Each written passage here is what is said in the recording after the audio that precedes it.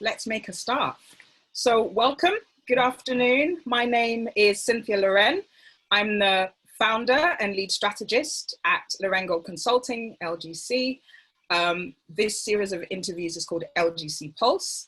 And really the idea is that we invite business development professionals who work with international firms or who work within international firms and have a focus on building and growing Africa practices to share their knowledge and best practice and insights on what it takes to have a successful Africa practice, to talk to us a bit about their role.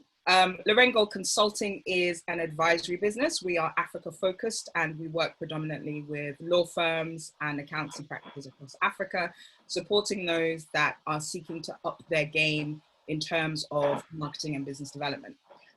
Our guest this afternoon is Justina Omotayo, who is the Business Development Manager, International Relations at Slaughter & May. Justina has over 8 years experience implementing and delivering successful campaigns within the professional services sector. Prior to her current role, she actually worked with both law firms and accountancy practices, including PwC, Eversheds, and Pinsent Masons, to name a few.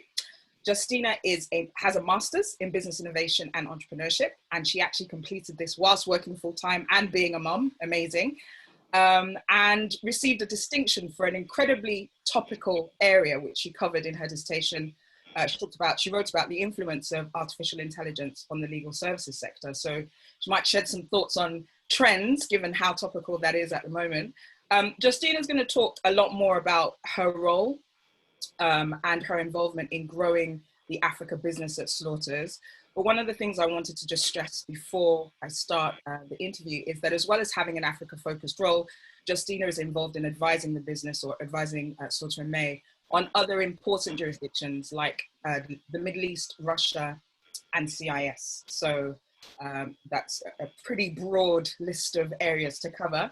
Justina is actively involved in the Slaughter & May Diversity Inclusion Network, which again, very topical in the light of everything that's transpiring in the UK and the US and pretty much across the world, given the Black Lives Matter movement. Again, might be something that Justina talks to us a little bit about. So Justina, a very warm welcome to LGC Pulse.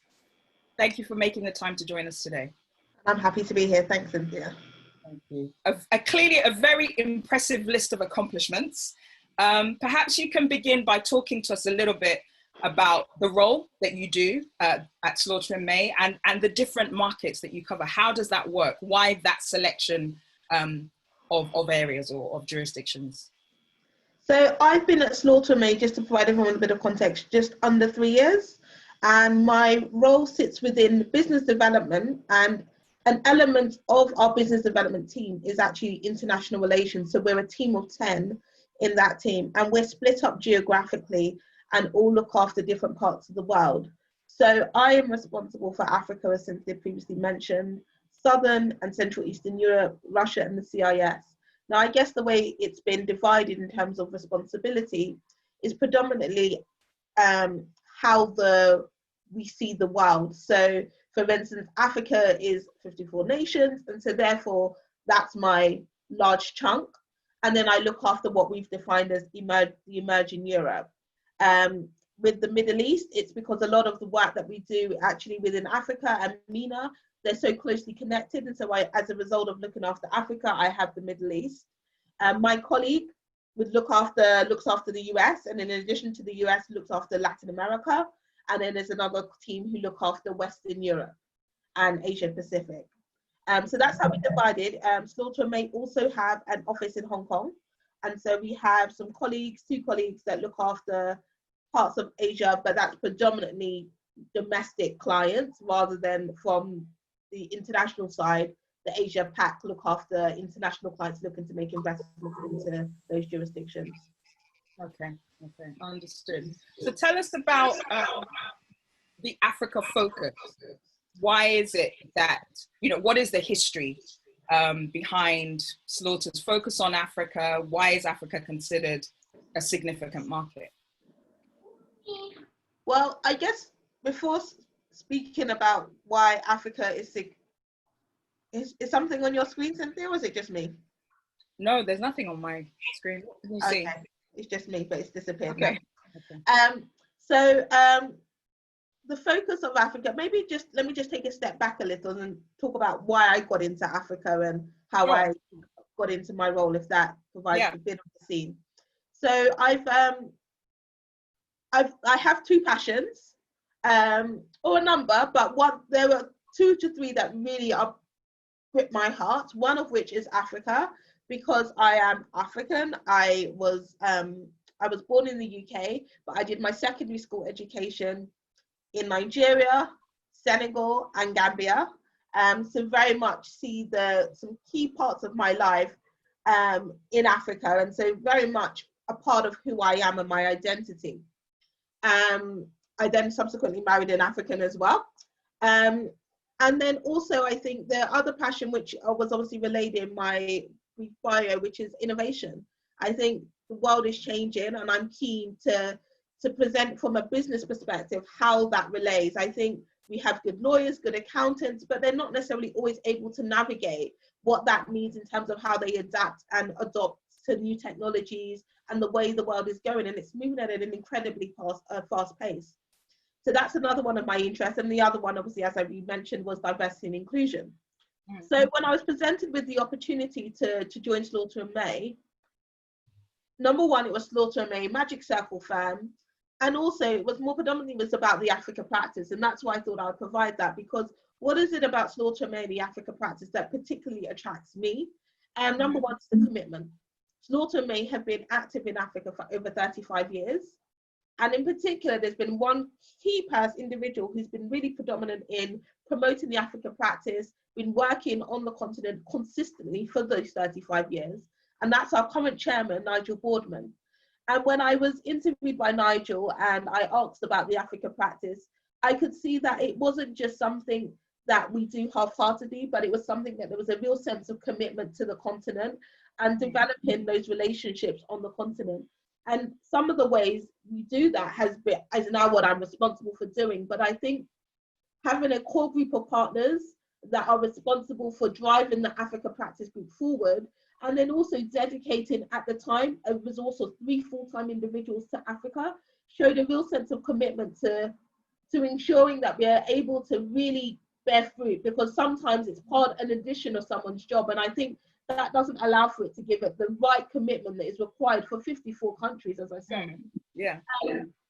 So in terms of the Africa Practice Group and what Slaughter may prioritize, obviously with it being such a large continent, we recognize that it's hard to focus equal time across the whole continent. But what we do have is the dedicated chairman who makes time to travel across the continent to build relationships, meet clients, meet our local law firms.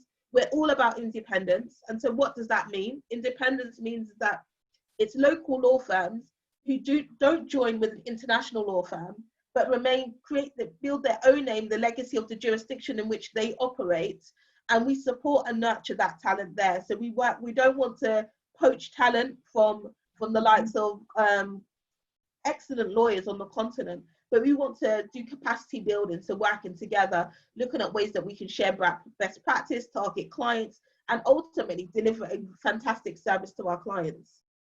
That's a very different approach to a number of firms, and great to hear. I didn't realize that Slaughters had been active in Africa for that length of time.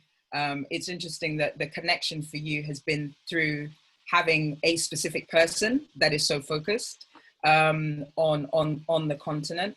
One question, I guess, that comes out of that is, how do you go about figuring out who's who on the ground in Africa? How do you know who's good and who's independent and who's not necessarily looking for a network and, who has great technical skills? How does that work? Well, we've been doing that now for, I think, around 6 to 8 years. So, and that's been in the role of the chairman. Right. So the chairman travels around the continent, meeting with independent lawyers, and actually we've met with the internationals, because there's one thing saying, oh, we don't work. Actually, we work with whoever best suits the client's needs. And right. So at times that may mean that they've worked in Morocco with an international law firm, and that's who the clients want to use. And it's important to us that we know those lawyers, we know who is best placed to advise our clients on those particular transactions. So the role of the chairman is to spend his time throughout the year, obviously with the exception of this year, he travels the continent. I support him in identifying where we should go and meeting with the local lawyers. Through that, we're able to get an understanding of the type of work and the type of work that the lawyers do, but also a feel for the culture, that we're a right match for that firm. And I think it's a number of those things, but also my role, the international team, it's our responsibility to know who is best placed to support our clients on all relevant transactions. So that could be when your partners come to London, lawyers come to London, they meet with us, we have meetings. I try and get the right people in the room. So if we're having an IP lawyer come and talk about a particular relevant IP transaction that's going on in a particular part of Africa, then it makes more sense for us to try and match that up. And I think what makes us a good match with the way in which African lawyers work is that we take a generalist approach, which is the same way in which a number of African law firms work. So therefore, we're not pigeonholed to finding a specific person that works in a particular part of law. We're quite broad in the way in which we work, and that works well for us and actually makes us well placed to work with the lawyers in Africa. Right. So if let's say I'm the managing partner of an up and coming firm in Senegal, how do I get on Slaughter and May's radar? What do I need to do? Where do I need to be? Very good question. So Senegal. So first of all, you would acknowledge that Slaughters is, as much as we're an international firm, you'll be thinking about, okay, what type of clients would be making investments into Senegal? Because the way in which I would see that is that you're trying to match, it's meant to be a perfect match for our clients and not necessarily for Slaughter and May. Mm-hmm. Now, if there are particular things that you feel best align yourself with to the type of work you're doing in Senegal, then it could be just simple as dropping an email to myself or to our Africa chairman or one of our partners. And when you do that, I would respond, if you're next in London, drop us a line and let's arrange a meeting. Let's get talking. Let's build a relationship. If the relationship goes well, we have an Africa annual symposium called Peeves, where all our relationship law firms gather, either on the continent or here in the UK. And that's a great opportunity to really just cement and deepen that relationship. We also have Explore, which is our secondment program, where again, a selection of our relationship law firms have the opportunity to invite their lawyers to be with us for 3 weeks on an international overseas secondment. Again, another way of really deepening that relationship, but capacity building. We don't just want to build a relationship that isn't mutually beneficial to both parties. So by the firm investing in sending a lawyer over for 3 weeks, through that they get to raise their profile of their firm. They build relationships with the associates. And the emails I receive in terms of who's the best lawyer, to be honest, it's normally an associate or trainee who asks that question. And so therefore, the relationship you're building with those trainees and associates, don't be dismissive of them because they're not the partner, because they'll be like, oh, when we had an explorer here, I met so-and-so. I think we should reach out to them in the first instance. And sometimes that's even without bypassing me, which shouldn't be the case. And so those relationships that you build in the UK through our Explore program, and we have an array of initiatives actually that allow us to really get an understanding of the firm. But I would actually say it's a lot of the informal chats, the sharing of case studies, but also, you know what, I like to see Africa we're in a situation now where it's not about the UK providing the opportunities, but it's also Africa saying, we have this opportunity, our client has an English law element of this part of work, would you be able to advise us? And oftentimes we're able to support clients with that. And that's a real way of nurturing the relationship before it being a live transaction that you would like to go on, which is a global M&A transaction that Slaughter and May are working on. Yeah, no, absolutely. And actually the point around having something to offer is something that I preach consistently to clients. Reciprocity. It's not just about sort of, you know, what can firms do for you? What can you, as the person on the ground, on the continent, as the eyes and ears in that particular jurisdiction, offer? And sometimes you miss the small points. I mean, it might just be that, there's a deal in the news that, or not even on the news, it's just, in the undercurrent, there's something going on that is useful to those internationally to know. That's a great way of making those connections. Definitely, and sometimes it's just sharing the intel. So yeah. I found it incredibly useful where I have a really good relationship with not just the partners in the law firms in Africa, but also my fellow BD professionals, sharing intel, arranging fortnightly calls, monthly calls, quarterly calls, whatever the frequency you decide, but just being able to touch base, share ideas, talk about some of the challenges and the way in which we can approach them, be it together or just how to upskill yourself. I feel that, we're not in a world alone and we don't work in isolation. And so sometimes it may be just sharing, oh, by the way, I thought I was sure, saw this big deal happen. One of the biggest, it's a highlight deal on the continent or in the relevant country, and explaining why. Even highlighting who the counsel were on that matter, be it even our competitors. I think sometimes people feel intimidated to share, oh, by the way, Freshfields were on that matter. I would like to know. It's great to see what our competitors are doing, what others are doing. I think it's a knowledge share, and it's not just one that we celebrate with everyone when there's, for me personally, when there's activity going on in the continent, it's developing and advancing the continent. I think that's something that we should all celebrate. And of course, we all want a piece of the pie. But ultimately, if it's going towards the advancement of the continent, the economy, then that's something we should all be part of celebrating.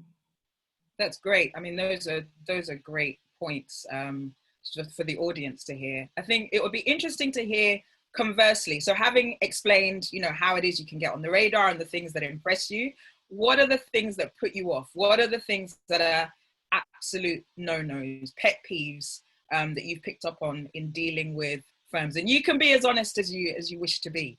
I'll be as honest, and I'll the number one pet peeve for me and what I get from clients is lack of responsiveness. Responsiveness, I guess. And one thing I think is important, if there are difficulties that you're facing, then let your client know, because it's all about the client experience. So what I mean by that, if you don't have electricity, there's a power cut, don't feel as if, oh, we can't tell them that because, it will change the reputation and the image of our firm or Africa itself. No, it provides context. So when I'm getting an email saying so-and-so is not being responsive, or they're out of town, because we also know that when the further out of town you get, the worse the internet connection. So then, therefore, there's only particular spots you can get that internet.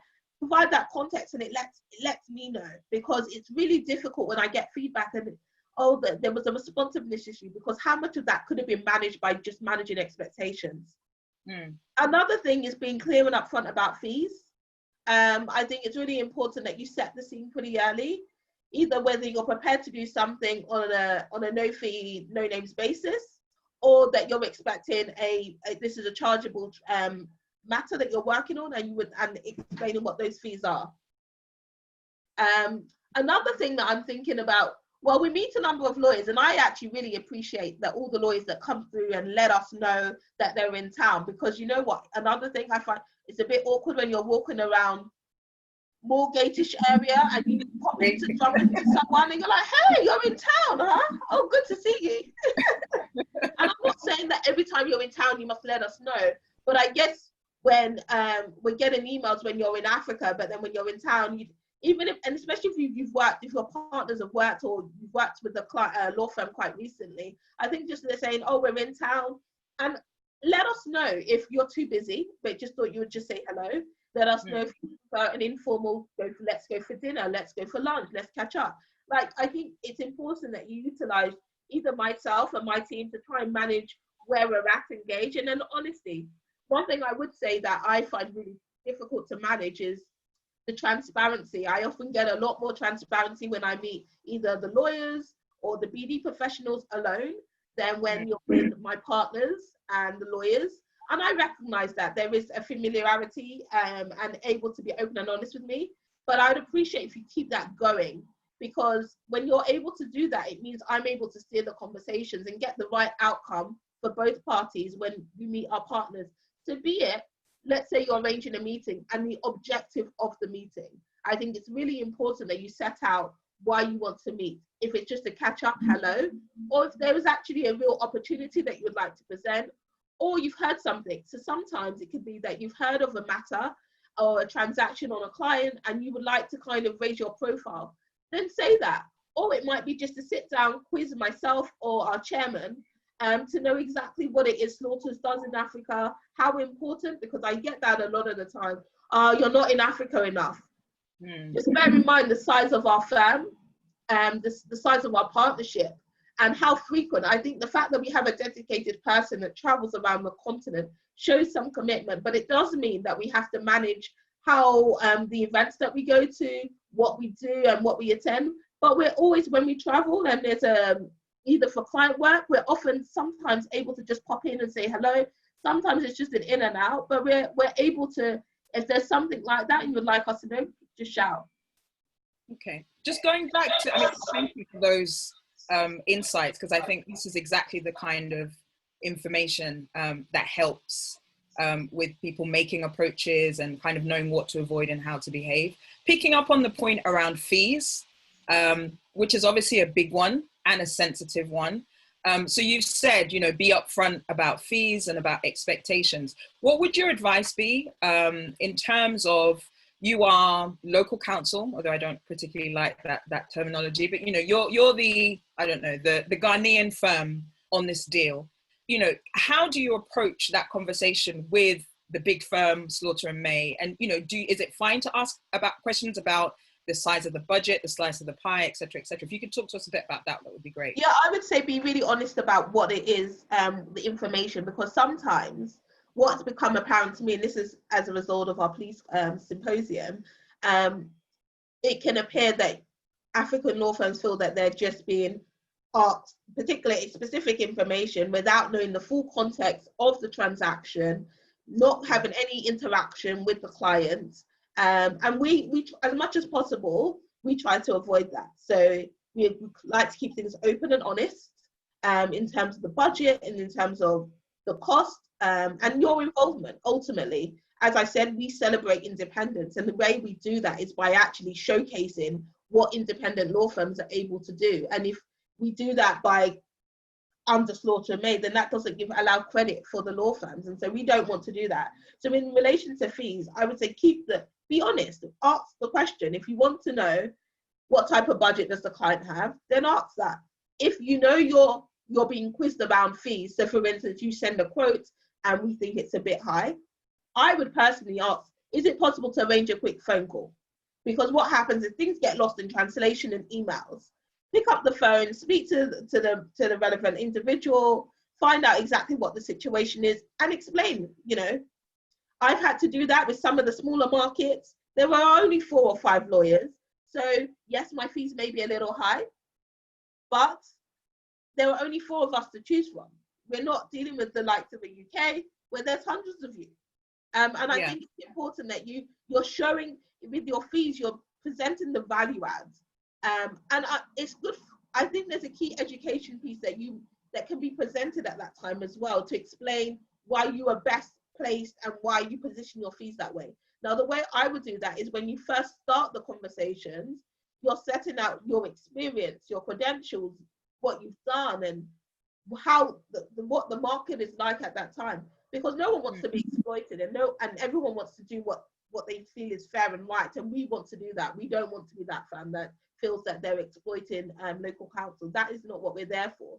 And how we've been able to build relationships for the last 35 years. No, that's great. Justina, we've lost your volume. Okay, you're back. I think you're back now.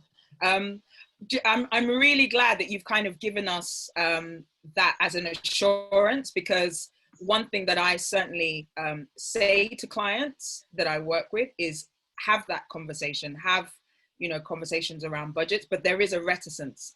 So it's great to hear that, you know, as a firm, Slaughter is very open to that. I don't think that's necessarily always the case with firms. So, but I guess because of your approach in terms of, you know, celebrating independence, as you put it, you know, it's important for firms that you're working with to feel that this is really a partnership. And I would suggest you also go through so for instance, a lot of times firms don't engage with myself, and you know, it is an awkward conversation to have, but you have Justina who's been trying to nurture this relationship for the last however many years. Then you get instructed on a transaction and you don't let me know what the challenges or the difficult conversations you're managing. Bring me in, drop me a line and let me know, Justina, this is what I'm encountering. How do I manage this? Are you aware? Could you update me? Could you fill me in? Because I think that's what I'm there for. I'm there to manage. I'm a client relationship manager to yourself. So maximize that opportunity by reaching out and saying, FYI, I've been instructed on this. Don't know if you're aware, because sometimes I'm not aware at the stage in which you're actually instructed. And if there is an issue, feel free to drop me a line. It's not reporting, it's what my role is there for. Slaughter and May pay me to ensure I manage these relationships. And management of relationships is nurturing the relationship. And then when we're active on a transaction, it's managing the relationship through that. So it's the full cycle. So feel free to reach out to me. Absolutely. No, that's greatly put. For those that are not familiar with your symposium, can you talk to us a little bit about, you know, what that is, how people get involved? Is it open to all? Is it by selection only, etc., etc.? So please, it's our practical legal exchange symposium. We were just about going into our 10th year of physical attendance. And please is an exchange. It's an exchange of, it's a 3-day conference. So we tend to start on a Wednesday evening right through to Saturday. It's what I really enjoy. There's nothing, the greatest highlight for me on an annual basis is definitely Please. Wow. Why? Because we all gather together on a social level, but also really exchanging what's going on in the market and really nurturing those relationships. It's great to have a meeting, spend an hour together, but I think spending 3 days with individuals, going on excursions, dinners, and then the whole value add of the conferences. And so Please, our annual symposium, we built that so that we're working again in conjunction with our relationship firms. So this isn't your conference where you attend and it's Slaughter and May panel or high profile speakers. Yes, we do have that, but we also see the value on the continent. And so therefore it's again a panel put on with our relationship firms or lawyers from the continent, sharing some of the interesting highlights. So for instance, one of the interesting panels we've done in the past is crisis management. So how do you manage crisis management? We've also done, one of the ones I really like is women in law and the evolution of women in law. And that's last year in London, we had a really interactive panel. We got challenged. Why is there a panel full of women? One of our partners just jumped onto the stage and said, fine, here I am, I'm on the panel. And it's what we see is that it's not exclusive, but it's inclusive to Slaughter May relationship firms that we're nurturing. So if we know you, of course you can't just sign up, but if we know you or you want to come along, let us know who you are, let's build that relationship. And sure, the costs are covered by the attendee, but we cover the cost of the entire conference, but your flight and hotel accommodation are the cost you will incur. It is for lawyers, predominantly partners, because the Explore program is more for the associate level. Right. And we've really valued, last year we had Bengo Yebode on our panel from Nigeria, Lukono Yebode. We had lawyers from Gabon. It's really it's an African conference, and we ensure that we put that on. We had our clients there, so when we do the event in the UK, we ensure that our international clients are in attendance. Why again do we do that? Because it's important that our clients see the investment we're making with these law firms. And it's not just a law firm we cherry pick from thin air, but actually it's one we've nurtured and really invested in that relationship. So yes, it is our opportunity to showcase the talent coming from the continent, and as much of it is to show how well we work together. Yeah, no, awesome stuff. Just going back quickly to your role and, you know, what Slaughters itself. So one of the things that I've personally always been intrigued by is the fact that Slaughters is slightly different in its approach, its culture. You know, it set itself apart as doing things its own way. What has been your experience, or what is it like being an African, running an Africa practice in a firm like Slaughters? What's that like? It comes with its challenge, but I love it. I love it because I see it, I'm quite entrepreneurial. So I see it as I have a part of the business that I'm responsible for and ensuring that it's profitable. And in essence, but that also comes with many challenges. Because the reality is have we got a stage where we're comparing the type of work that's coming out of Africa to that of the US? No. So therefore, I'm obviously constantly challenging myself in terms of the value add of what we're doing as an Africa practice group, that it's aligned to the wider strategy of the firm, and that we're keeping the main thing, which is ultimately to be able to, which we do across internationally, is to be able to service our international clients in whichever market they're operating. And that's our international strategy. And so being able to nurture and develop those relationships with law firms, but also identifying client opportunities for our lawyers, but also for supporting our existing clients in those markets that are either active in those markets or domestic clients. And that comes with its challenging, with many challenges. But I think one of the real ones is the perception of the continent, that sometimes you're having to obviously really educate people. But I think we've kind of gone beyond that stage now. But there's only for so long that you can kind of say we're nurturing the relationship. I like to see, and this is where I probably put pressure on myself, I see Africa is no longer where you're just giving back to, oh, let's send Africa's a law firm a piece of work. I really put pressure on, or I expect our law firms to be at a stage now where they could also refer work to us. So it's a mutual relationship. And I think by doing that, it just sets the scene of what Africa is about. And it's a continent to be taken seriously. So part of my role is to sell Africa to internally. And part of my role is to ensure that our lawyers know who are the best lawyers and promoting the lawyers. So it's promoting the talent from the continent, showing us the latest startup, because again, obviously in startups is a really big place, and it's showcasing some of the big startups that are coming out of Africa, the likes of M-Pesa. There's so much going on there, and I think it's just being able to present that to our partners, that it's a profitable jurisdiction, but more importantly, it's one that we should stay invested in, because it's part of being an international law firm is that we're able to showcase the type of work we're doing on the continent. So it really has its ups and downs. But overall, I really enjoy it. I love the commitment from the firm. The commitment by having a chairman. I have a very good relationship with Nigel Boardman, and I really value that. If anyone has met Nigel, you would know that he's not a man that minces his words, and he is committed to the continent, and he has done that for the last 35 years, and he shows no sign of hanging up his boots just yet. And I really value that. And also with our budget, doing these every year comes at an incredible cost, and that commitment that the firm has shown consistently to the continent, even by having our explorers, the 25 lawyers that we have every year that come sit with us, take you to the Shard, take you to the theatre, go for dinners. That all comes at a cost that you can't see immediate returns, but we do it because we love Africa. That's fantastic. I mean, collaboration all the way. I'd be interested to know, has COVID-19, or what has been the impact of COVID-19 on your Africa business and your perception of Africa? Has it changed anything? Is it business as usual? Well, it has. So fortunately, Nigel just got back from Nigeria. He was doing a West Africa trip, and he got back from Nigeria just as it was starting to kick off, and he managed to get out with COVID-19. But it has, because later this year, we were meant to be in Rwanda for Please.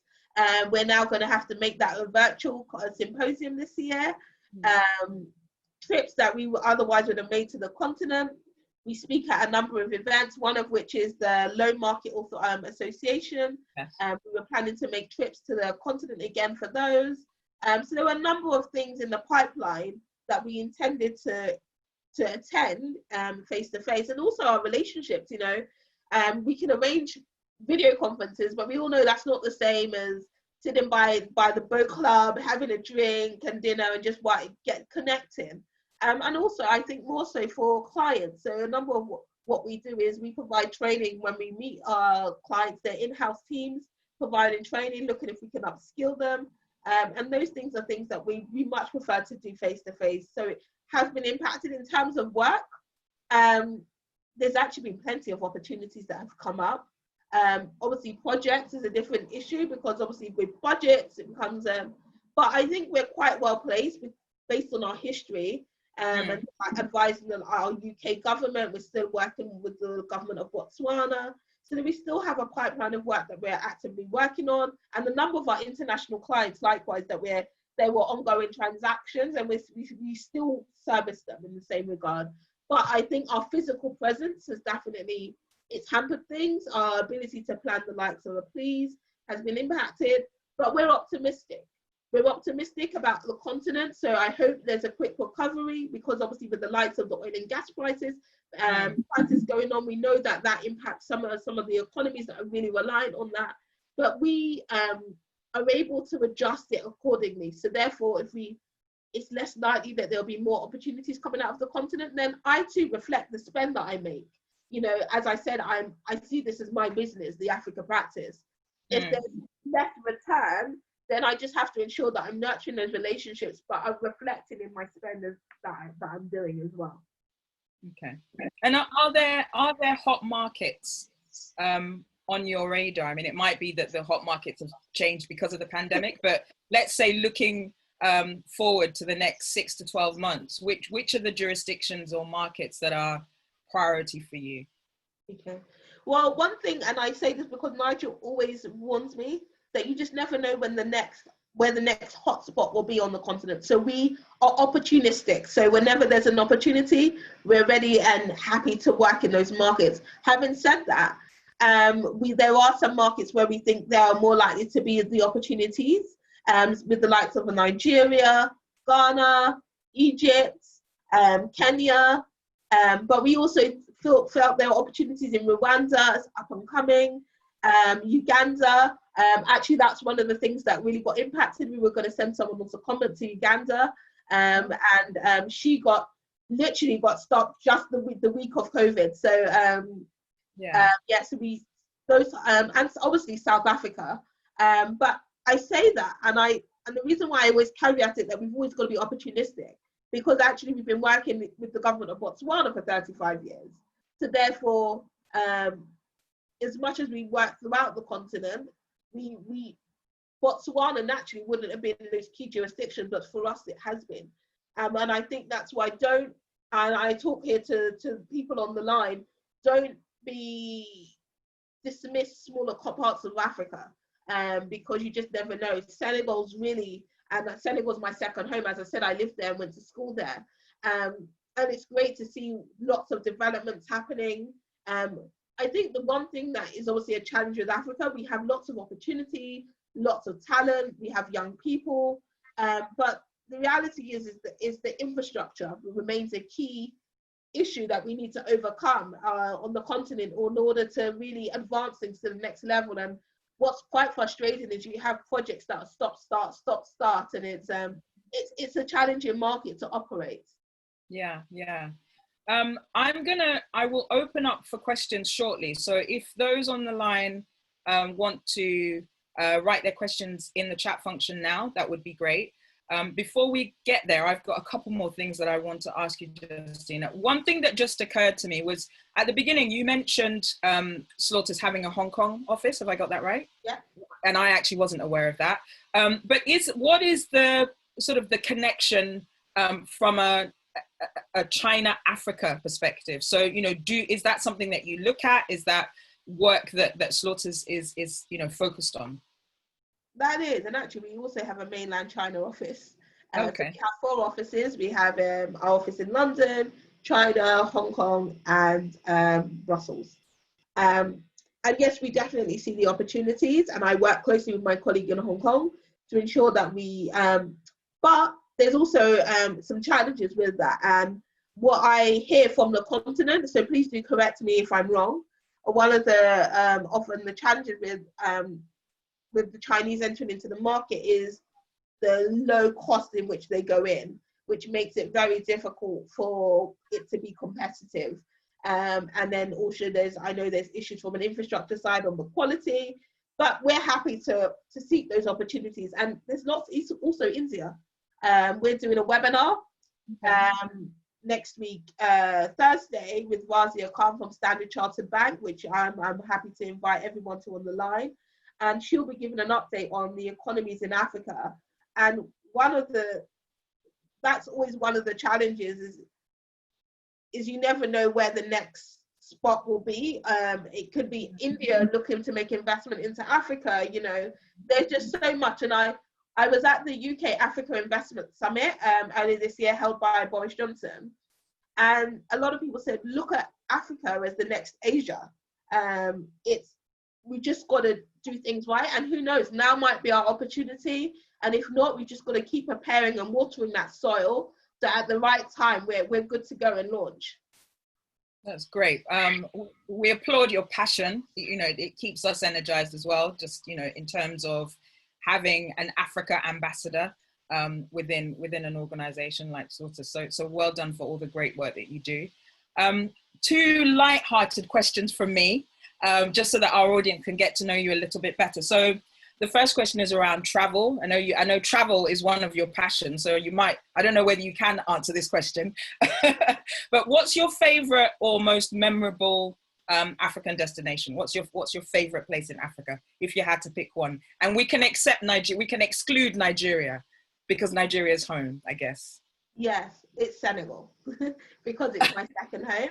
But also the reason why is because actually what happened is my parents just decided one day, and this is no discredit to Nigerians on the line. My mother's Nigerian. She wanted to move back. She wanted to move back home, and when she saw home, she saw the continent, which was like I couldn't. And this is obviously some years back. She's like, the stress of Lagos is just too much for me. So I would like to go somewhere else. Any recommendations? And an auntie just suggested Senegal, Dakar. My mum just literally up to move there. I was in school at the time. She was like, you can't be in school in Lagos, in Nigeria, and I'm in the same continent, come along. And that's how I moved to Senegal. And so why Senegal? Because I feel there's a lot of treasures in that country that are just untapped. There's so much potential. They're very warm and friendly people. From a holiday perspective, it's quite unknown from us as Brits because people tend to go to the Gambia. But actually, I much prefer Senegal to Gambia. So that's my kind of hidden treasure for the continent for me. Great stuff. And in terms of alternative careers, so complete this sentence for me, if you will, Justina. If I wasn't doing this job, I would be, what would you be doing? I would be a philanthropist. Oh. I'm all about giving back, and especially for the next generation. And to me, I would love to be able to travel. I'd love to be able to live in Africa, and I would love to be able to spend my time not thinking about me and what I can do to get for myself, but what I can do to give to others. And if that's of my time, of my talents, or of my treasure, money, then I would love to be able to do that endlessly without having to think of anything else. That's fantastic. That's a brilliant answer. And there's still time. You could be the next Bill Gates for all we know, and therefore... keep praying, please.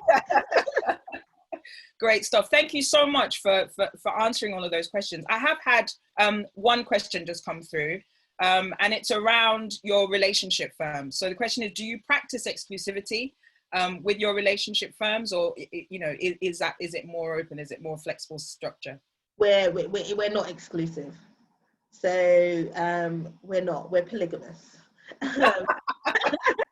And we encourage it with our relationship firms as well. So the firms that we work on in Africa, we don't expect them to just work with Slaughter and May. We encourage them to also seek opportunities with our competitors. The reality is that if you just work with Slaughter and May, our client doing that big transaction on the continent doesn't happen every day. And so we recognize that, and we want to keep things fluid. So no, it's not an exclusive relationship, but it's a mutually beneficial relationship. And we expect people to treat people with respect and dignity, and ensure that, the relationship is one that we both care and are nurturing. So yeah. Okay, great stuff. I like the many wives. We've just had another question through around the Black Lives Matter movement, obviously incredibly topical everywhere, but particularly here in the US. So the question is, do you think the momentum around BLM will impact either negatively or positively in terms of investment and work into Africa? Interesting. So I'm an optimist, and I like to think it would positively. And the reason why I say that, so one of our strategy points is for the Africa Practice Group is actually to ensure that it promotes BAME and diverse talent. And I'm hoping there's never been a better time to have those conversations quite openly and candidly. And I personally feel that, you know, there will be more caution, that it's done so that it's not seen as exploiting the continent, which I think is very good for the continent. So I think it's important that people seek Africa and see its potential, but I guess there will be caution. And I say that because for people that are not of color, I know it's a very sensitive topic and no one wants to say the wrong thing and everyone wants to be really cautious, but actually, yesterday I was announced as the ethnic minority future leader for Empower, and that's what my D&I hat on, because I do see them as joint. The Africa practice I'm passionate about. I would love that for one day to be reflective of people that are of African heritage, that are the key drivers of the Africa practice at Slaughter and May. We're not there just yet, but I do remain hopeful that we'll be there one day, because I do think it's really helpful when, you know, you're doing investments elsewhere and you meet people, and, you know, there's that connection when it's a fellow African. I'm fortunate to being able to travel the continent with my partners, but ultimately I do think that hopefully there's nothing but positive situations that come out in light of the Black Lives Matter movement. And fundamentally, hopefully it means that our lawyers, both on the continent, but even I would say here for the lawyers, the Black lawyers and the African lawyers that are in the UK or in the US, that they are given the right opportunities to really be able to build their careers. Because I think one of the things that are coming out of the Black Lives Matter movement is the systemic racism, you know, the microaggressions. And I think it's allowing us to all challenge our unconscious bias. We all have them. And I say that because just how many will have a bias about Slaughter and May? Challenge it. We love Africa, we believe in Africa, and we want to work in Africa, and I can't say that anymore. I want us to be busy. I want to be turning away work because we're so busy, and allow us to have that opportunity. Fantastic, really great insights, Justina. I have one more question. Sure. I'm very curious about, I mean, obviously I was intrigued by the fact that you'd written this thesis on, you know, or your dissertation on the influence of AI on the legal services sector. What are you seeing in terms of key trends? Obviously AI is something that we talk about extensively here in the UK. You know, I do have clients who are beginning to think about it on the continent, but it would be great to sort of hear from you. What are some of the key trends that you're identifying even now in legal services in relation to artificial intelligence? Well, I'll say that in terms of the changes in law, number one is the key thing was the opening up of in-house and people having lawyers in-house. Because fundamentally before, what you would do is a client would be asked to need a lawyer and they don't have that lawyer internally. But now you have a lawyer internally. And it's so, in my mind, it's already changed the way private practice lawyers, the type of work we are doing. But now you have the additional element of technology, which I believe is taken away some of the work that a junior lawyer would do, the training experience that really provide the ground and the footing to improve and develop that lawyer. So I think where I see AI and technology going is, how will the future lawyer look like in terms of that training and advancement when technology is now removing that process from the days, you know, Cynthia, where you'd be photocopying bundles, paper, you know, there weren't the days when there weren't even reprographics. When I started working in law, I remember one of my tasks as a work experience was to photocopy bundles and make sure you're challenged on the order in which you put the bundle together. So things have really changed. Thank goodness those days are over. But you know, I when I have conversations with Nigel, he reminds me of the days that when you wouldn't have a photocopy and you would have one secretary rewrite something, then another secretary review it.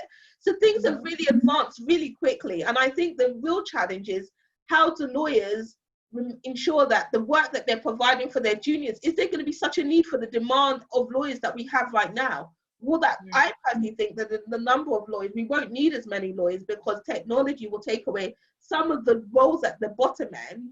So therefore, at the higher end, and I think it's the business acumen that becomes more of a value add and a standout, where your business lawyers won't just be lawyers, but your business advisors.